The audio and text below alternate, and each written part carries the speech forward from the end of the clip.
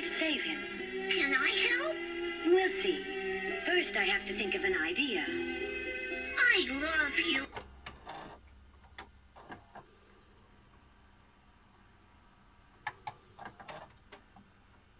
But I see no point in withholding unpleasant information from your friend. The fact is, Jeffrey, Wilbur's life is in danger. I'm trying to think of a way to save him. Can I help? We'll see. First, I have to think of an idea. I love you, Wilbur.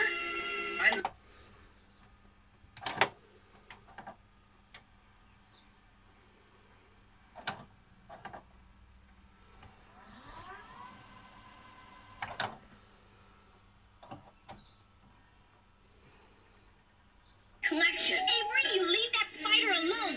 That's a fine spider. Good night. What a stink.